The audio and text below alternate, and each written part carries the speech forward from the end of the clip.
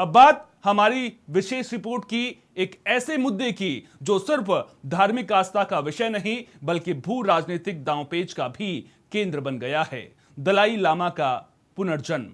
जी हां, सवाल सिर्फ तिब्बती बौद्ध धर्म के अनुयायियों के लिए ही नहीं बल्कि चीन के लिए भी एक संवेदनशील और विवादास्पद मुद्दा है।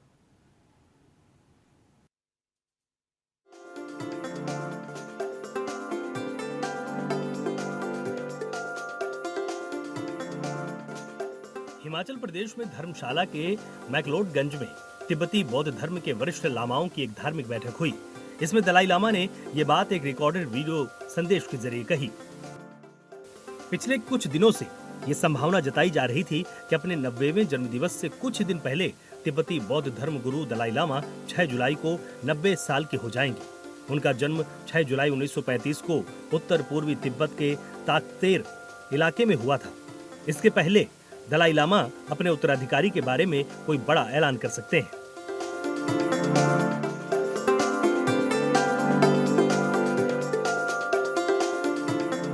तिब्बती धर्मगुरु दलाई लामा ने एक महत्वपूर्ण घोषणा करते हुए स्पष्ट किया है कि दलाई लामा की संस्था भविष्य में भी जारी रहेगी।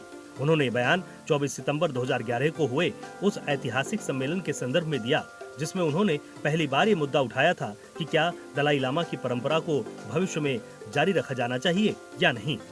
14वें दलाई लामा ने अपने उत्तराधिकारी के चयन की जिम्मेदारी गादेन फोड्रंग ट्रस्ट को सौंपी है।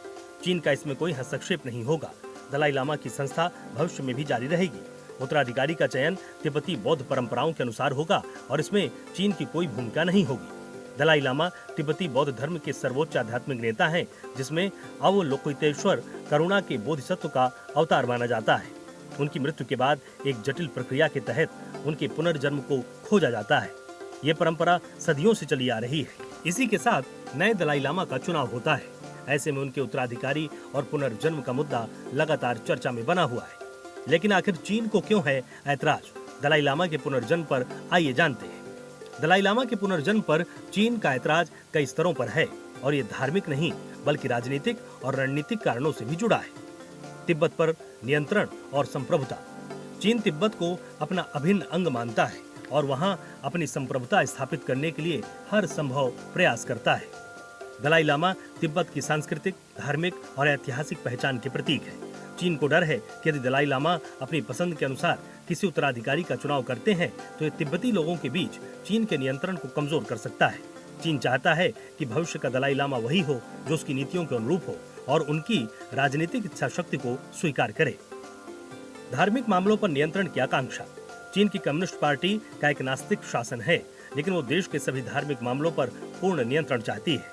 वो दलाई लामा के पुनर्जन्म की प्रक्रिया को भी अपने नियंत्रण में लेना चाहते हैं, ठीक वैसे ही जैसे उन्होंने अन्य धार्मिक संस्थानों पर अपनी पकड़ मजबूत की है।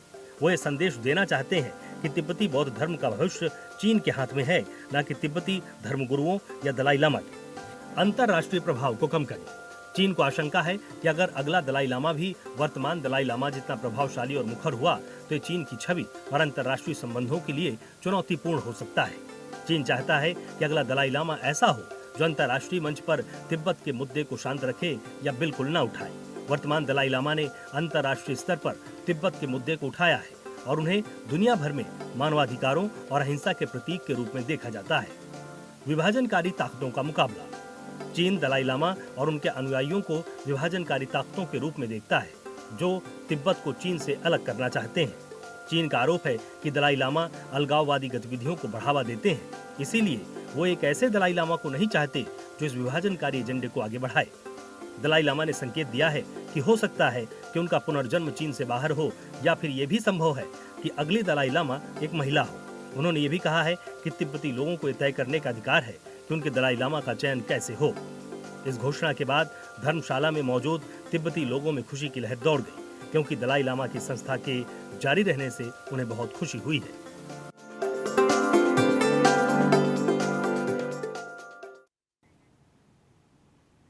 यह देखना दिलचस्प होगा कि आने वाले वक्त में यह मुद्दा क्या मोड़ लेता है। क्या चीन अपनी मनमानी करने में सफल रहेगा या तिब्बती समुदाय अपनी सदियों पुरानी परंपरा को बनाए रखने में कामयाब होगा? ये एक ऐसा सवाल है जिसका जवाब ना सिर्फ तिब्बती बौद्ध धर्म के भविष्य को तय करेगा, बल्कि चीन की छवि और मानवाधिकारों के प्रति उसकी प्रतिबद्धता पर भी सवाल उठाएगा।